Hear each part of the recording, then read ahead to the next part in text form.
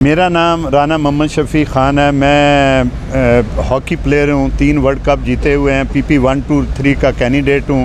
ٹوبہ ٹیک سنگھ ضلع ہے اور تحصیل پیر محل ہے، اور وہاں سے ہم آئے ہوئے ہیں۔ ہماری ڈیوٹی بھی ہے یہ خان صاحب کی یہاں سیکورٹی کی، اور کل بھی تھی، آج بھی آئے ہوئے ہیں، کیونکہ خان صاحب پاکستان کی جنگ لڑ رہے ہیں اور نوجوانوں، غریبوں، مسکینوں کی اور نوجوانوں کی جنگ لڑ رہے ہیں، اور اس جنگ میں اللہ تعالیٰ اس کو کامیاب کرے۔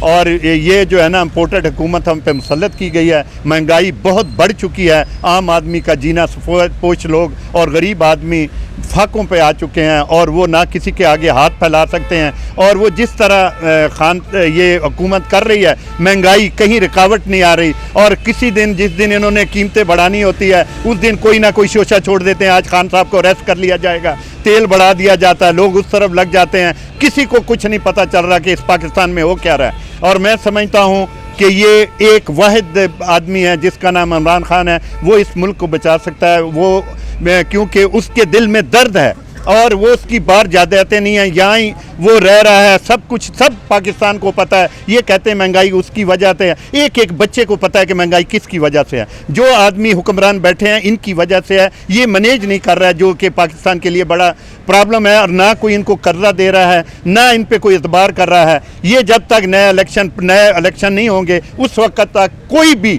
آدمی جو ان پہ اعتبار نہیں کرے گا۔ ان کو چاہیے کہ پاکستان کی بقا کے لیے جلد سے جلد الیکشن کرا دیے جائیں، لیکن یہ امپورٹڈ حکومت الیکشن سے بھی بھاگ رہی ہے، اس لیے بھاگ رہی ہے کہ اگر الیکشن ہوگا ان کو کچھ ہاتھ نہیں آئے گا، اس لیے الیکشن آگے لے جا رہی ہے۔ میرا ایمان ہے کہ جب بھی الیکشن ہوں گے خان صاحب بھی جیتیں گے، یہ جتنا مرضی بھاگ لیں، جیت خان صاحب کی ہوگی انشاءاللہ تعالیٰ۔ ایک دن آئے گا کہ خان اس ملک کا پرائم منسٹر ہوگا، اور جو مسئلے مسائل ہیں عام آدمی میں اس کو حل کرنے کی کوشش کرے گا۔ جو صورتحال چل رہی ہے، لگتا ہے الیکشن ہو پائیں گے؟ دیکھیں یہ تو نہیں چاہتے، کیونکہ ان کو کچھ نظر نہیں آ رہا۔ امپورٹڈ حکومت بالکل زیرو ہو چکی ہے، ان کو کچھ سمجھ نہیں آ رہا کہ کیا ہونے والا ہے، کیونکہ ان کے پاس کنٹرول نہیں۔ اگر الیکشن ہوئے تو وہ بری طرح ہار رہے ہیں، وہ چاہتے ہیں الیکشن ڈیلے سے ڈیلے ہوئے، آخر جمہوری ملک میں الیکشن ہونے ہی ان کو کرنے ہی پڑیں گے۔ اور انشاءاللہ تعالیٰ الیکشن یہ انہوں نے اکتوبر میں جو اناؤنس کیے ہیں اس میں الیکشن ہوں گے تو انشاءاللہ تعالیٰ خان صاحب اس میں بھاری اکثریت سے جیتیں گے۔ خان صاحب کا اگلا لاہی عمل کیا ہے؟ جدوجہد جاری رکھو، میں